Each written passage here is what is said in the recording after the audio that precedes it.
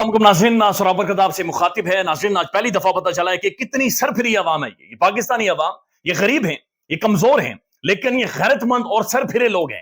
یہ ضدی عوام ہے, اور جب یہ ضد پر آ جائے تو یہ ایک قدم پیچھے نہیں ہٹاتی. آج یہ بات بڑی واضح ہوئی ہے اور بڑی کلیئر, اور ساری چیزیں ہمیں نظر آئی ہیں.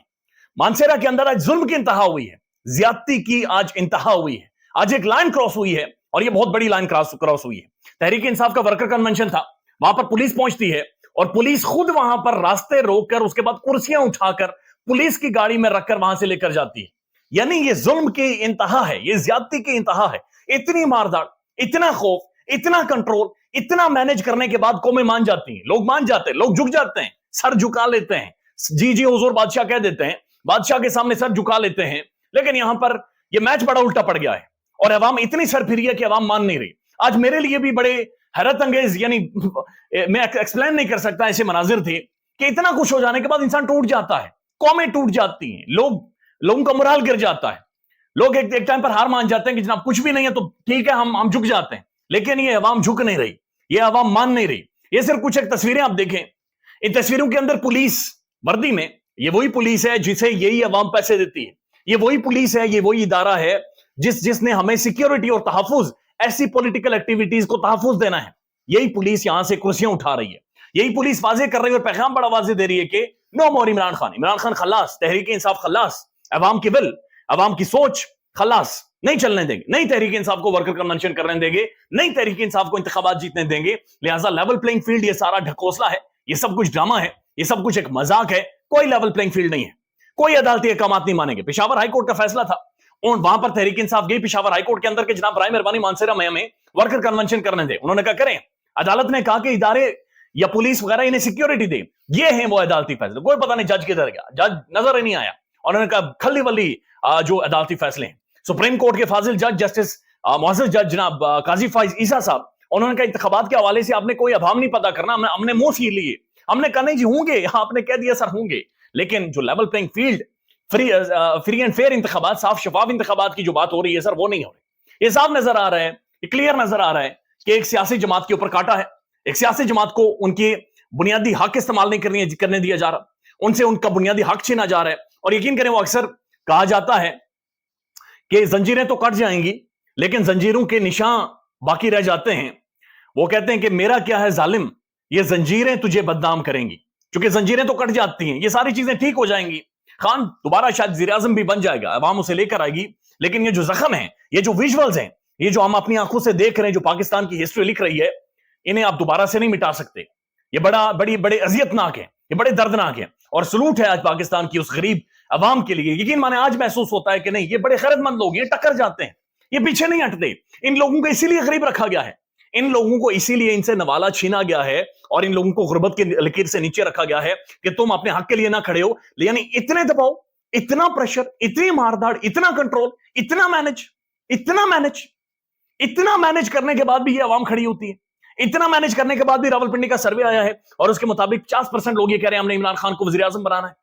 اتنا مینج کرنے کے بعد بھی عمران خان کی مقبولیت 80% پر ہے. اتنا مینج کرنے کے بعد بھی لوگ عوام کے ساتھ کھڑے ہیں. تو یہ انتہا ہے, یہ آفرین ہے, یعنی یہ سلوٹ ہے. یہ ایک لمٹ کراس ہو گئی ہے کہ یہ عوام واقعتاً پاکستان کی ضدی عوام ہے, اور یہ عوام کسی بھی طور پر نہیں مانے گی. تو سوال اٹھتے ہیں کہ جناب یہ ورکر کنونشن تو کدھر ہونا تھا, یہ 4 دیواری کے اندر ہونا تھا. لیکن اس 4 دیواری کے اندر پولیس آ کر جناب کرسیاں شرسیاں اٹھا کر لے کر گئی ہے, اور ورکر کنونشن انہوں نے نہیں ہونے دیا. جو چند بندے تھے انہیں بھی پکڑ کر انہوں نے گرفتار کر لیا ہے. اور بات اور میسج بڑا واضح ہے کہ تحریک انصاف جناب اسے نہیں چلنے دیں گے, اسے پالیٹکس یہاں پر نہیں کرنے دیں گے. تو یہ ویسے ہی عدالتی فیصلے, پشاور ہائی کورٹ کا فیصلہ تھا, نہ تو فیصلے کی کوئی عزت رہی, نہ تو معزز جج صاحب کی کوئی عزت رہی, نہ ان کی وقت رہی. سب کچھ اڑا کر پھینک دیا گیا ہے. اور جو قاضی فائز صاحب ہیں جناب, ان کے فیصلے بھی اب ظاہر ہے, نظر آ رہا ہے کہ وہ میڈیا کو تو منہ بند کروا سکتے ہیں, میڈیا کو تو کہہ سکتے ہیں ابہام نہ پیدا کرو, لیکن جناب یہ جو تصویریں ہیں, یہ جو ویژولز ہیں, یہ بہت زیادہ خوفناک ہے. ایک اور خبر ہے, اور یہ خبر فواد چودھری صاحب کے حوالے سے ہے. فواد چودھری کو آج عدالت میں پیش کیا گیا. عدالت کے باہر کھڑے ہو کر اس کی بیوی روئی ہے. ان کی بیگم جو ہیں فواد چودھری کی, ان کے آنسو نکلے. فواد چودھری کے منہ کے اوپر کپڑا ڈال کر عدالت میں پیش کیا گیا.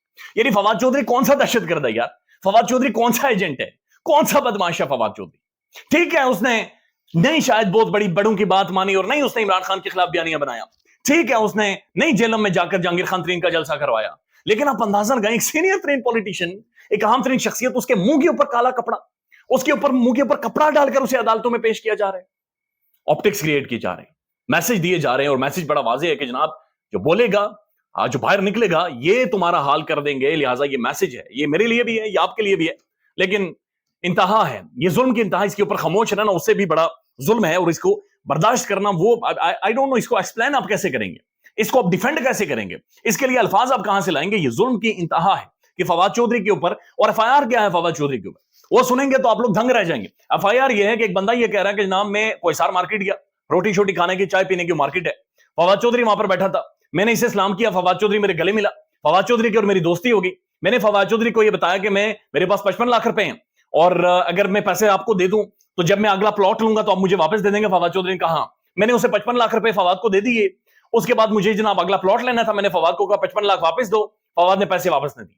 यानी दिस इज द एफआईआर, ये एफआईआर है, ये उसका जो मतन है, जो कॉन्टेक्स्ट है वो यही है कि जनाब उसने फवाद ने मुझे 55 लाख नहीं दिए और मैं वैसे ही मुलाकात हुई और मैंने 55 लाख रुपए उसे दे दिए थे। ये किसको बेवकूफ बनाया जा रहा है? ये आई डोंट नो, मेरी समझ से बाहर है।